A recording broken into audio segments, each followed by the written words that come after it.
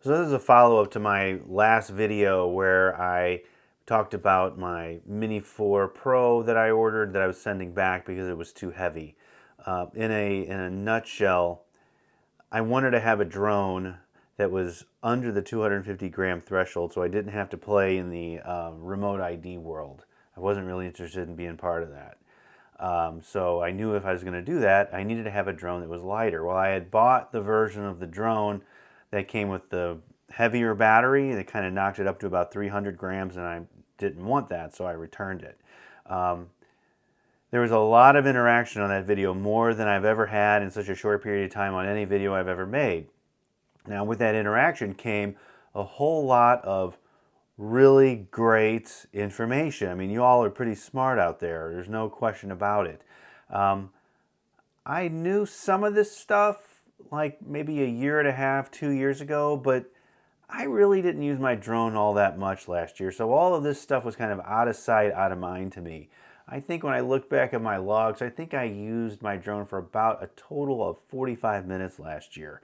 And when I started getting more interested in the Mini 4 Pro, that's when I started to kind of pay more attention to it towards the end of last year. So a lot of the feedback you all gave me was really helpful. I mean, you kind of brushed me up on some of the rules as far as, when do you have to register your drone?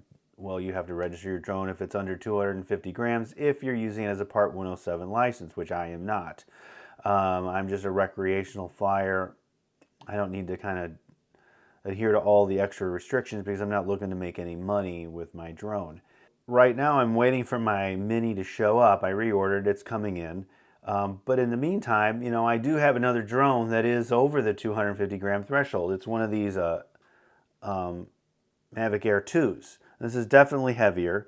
One of the concerns I had was that is this drone so old that I'm going to need one of these special I'm going to have to buy one of these special modules to attach to the drone so it could send out the remote ID signal. And a lot of you folks told me I don't have to worry about that because it's already built in. Well, I looked and yeah, there's a firmware upgrade waiting to be installed on this thing. I hadn't upgraded the firmware on this thing for a very, very long time.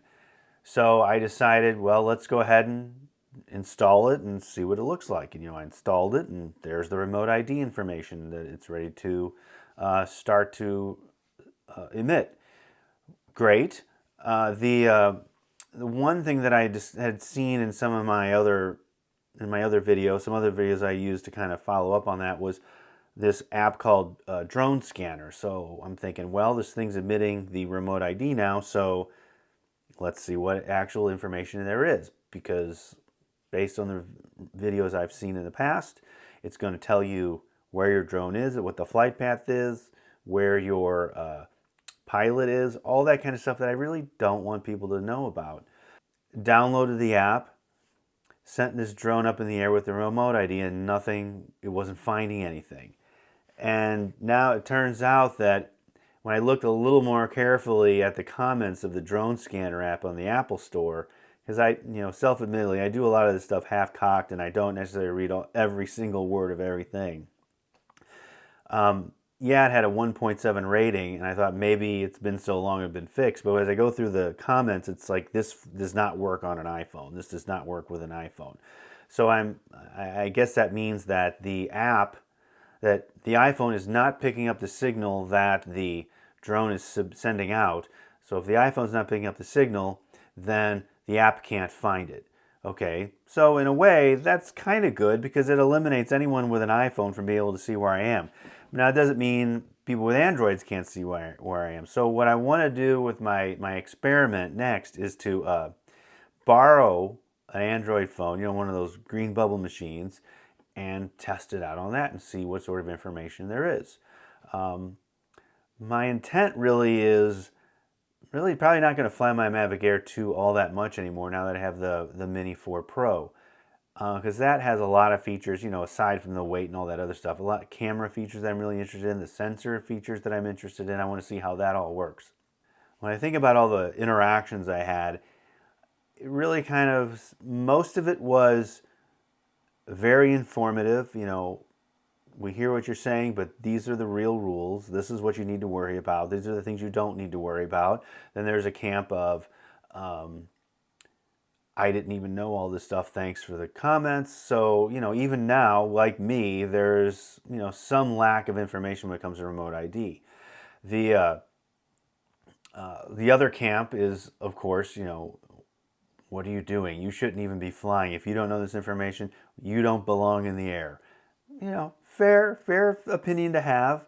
But I think my favorite response was, here's this guy worried about being tracked on his drone, but he has a YouTube channel. I thought that was hilarious because I'm like, damn, dude, you're right. Touche.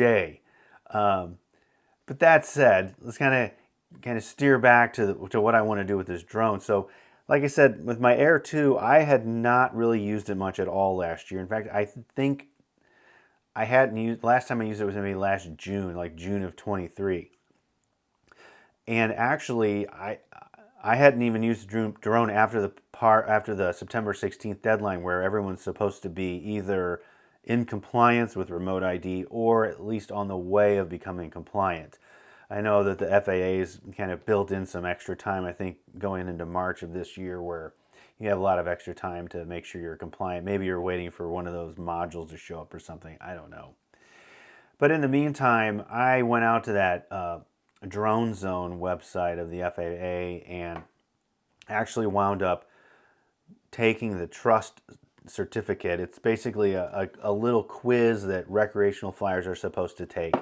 Now, you know, I went ahead, okay, sure, I'll take it. What the hell? And it's the easiest. You don't need to watch any long, drawn-out video on how to take the Trust score like you might for the Part 107 license. The Trust test is really, really, really easy. I mean, you can get it done in about 10 minutes, just because that's how long it takes to click through all the slides and answer the questions. It's very basic.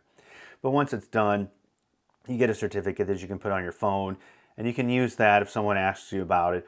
I'll probably have that and also print a hard copy to carry with me if I need to. So what I'm going to do with my next couple of videos is kind of just start over from scratch and kind of relearn everything I need to know about my drone. You know, get a little more serious about it. With my Air 2, I was not super serious about it. I would send it up, and I knew the basic rules. You know, keep it under 400 feet, stay out of the way of other aircraft, stay within line of sight. Those kind of basic rules that you're supposed to follow. But I thought it'd be more interesting now to kind of get into more of the nitty-gritty details. I don't know if I'll ever go for my Part 107 license. I have signed up for a 107 class online, and whether I'll stick with it or not depends on my mood probably, but I thought, why not give it a shot and learn more about the drones than I can. So hopefully in the next couple days, my Mini 4 Pro with the smaller batteries will show up, and I'll start learning all the features. I know there's probably about 10,000 videos out there that talk about active track on the Mini 4 Pro, so, you know, what's one more, right? I enjoy making the videos, I enjoy interacting, and if one person gets some value out of anything I post, then that's good enough for me. So I guess for now, that's all I have. Thanks for watching, and I'll see you in the next video.